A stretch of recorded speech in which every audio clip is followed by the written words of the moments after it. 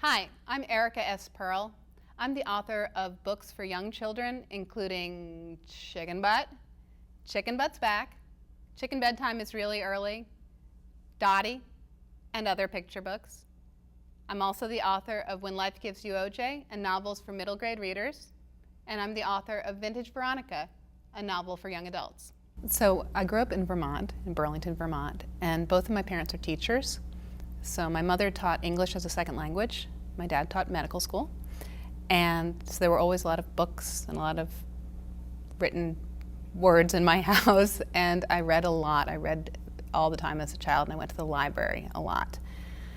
And I started writing at a really early point. In fact, before I wrote my own books, I would dictate them to my mom, and she would write them down for me. So that's sort of how my writing began. And I got a lot of encouragement at home and at school, which helped a lot.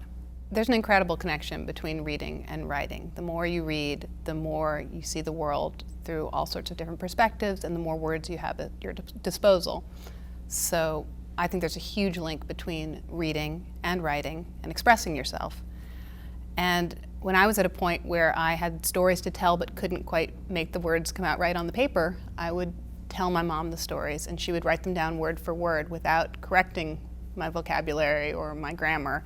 And sometimes I would draw pictures, and then I'd explain to her what they meant, and she would just create books for me and with me, and gave me a real sense that I was a writer even before I could actually form the words. So this makes me feel old to say it, but we had a mimeograph machine, and we would mimeograph, we would copy my stories and poems and print out copies of them. So I felt extremely published at a point where I really wasn't yet.